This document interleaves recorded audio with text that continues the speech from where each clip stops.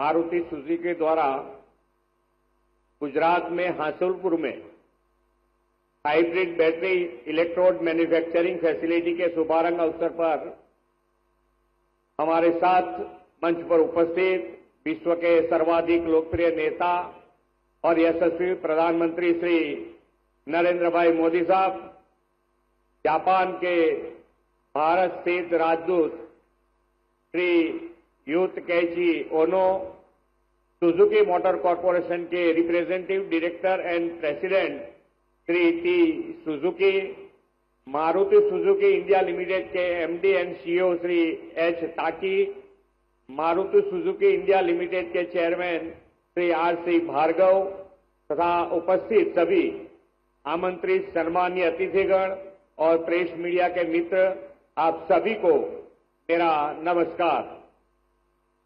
आज का यह दिन केवल एक कार्यक्रम नहीं बल्कि एक ऐसा अवसर है जो गुजरात की इंडस्ट्रियल जर्नी में एक नया स्वर्णिम अध्याय जोड़ने जा रहा है। गुजरात की धरती ने हमेशा से प्रधानमंत्री जी के मार्गदर्शन में विकास और प्रगति का मार्ग अपनाया है। आज प्रधानमंत्री जी की गरिमामय उपस्थिति में हासुलपुर में सुजुकी मोटर्स द्वारा हाइब्रिड बैटरी इलेक्ट्रोड मैन्युफैक्चरिंग और 100 से अधिक देशों में बैटरी इलेक्ट्रिक व्हीकल के एक्सपोर्ट की घोषणा यह विकसित भारत की दिशा में एक ठोस कदम है। प्रधानमंत्री जी ने हमेशा उद्योग को केवल रोजगार का या आर्थिक निवेश का साधन ही नहीं माना, बल्कि उसे संपूर्ण सामाजिक आर्थिक परिवर्तन का सबसे बड़ा माध्यम माना है। उनकी यही सोच आज make in India make for the world के रूप में पूरे विश्व के सामने है।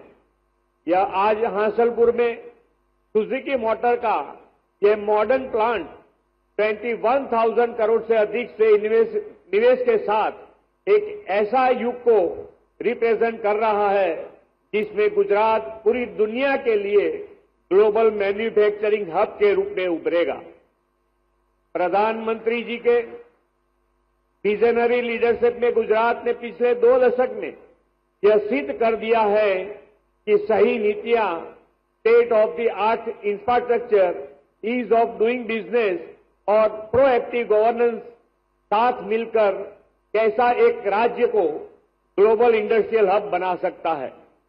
जब हमारे माननीय प्रधानमंत्री जी गुजरात के मुख्यमंत्री थे, तब उन्होंने अपने विजनरी लीडरशिप और अद्वितीय सोच के साथ वाइब्रेंट गुजरात ग्लोबल समिट की शुरुआत की थी। यह ही एक ऐसा मंच साबित हुआ जिसने गुजरात को ग्लोबल इंडस्ट्रियल मैप पर स्थापित कर दिया।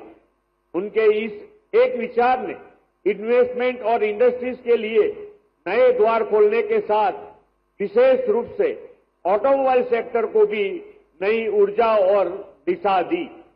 वाइब्रेंट गुजरात ग्लोबल समिट के इस विचार को आगे बढ़ाते हुए हम प्रधानमंत्री जी के मार्गदर्शन में वाइब्रेंट गुजरात रीजनल कॉन्फ्रेंस की शुरुआत कर रहे हैं। यह कॉन्फ्रेंसिस गुजरात के हर जिले के लिए उनकी योग्यता और क्षमता के अनुसार नई इंडस्ट्रियल अपॉर्चुनिटी देंगे और विकसित भारत के प्रधानमंत्री जी के विजन को साकार करने में ये कॉन्फ्रेंस महत्वपूर्ण भूमिका निभाएंगे। साणंद और मांडल बेतराजी जैसे स्पेशल इन्वेस्टमेंट रीजन इस विकसित भारत के विजन का लाइव एग्जाम्पल है।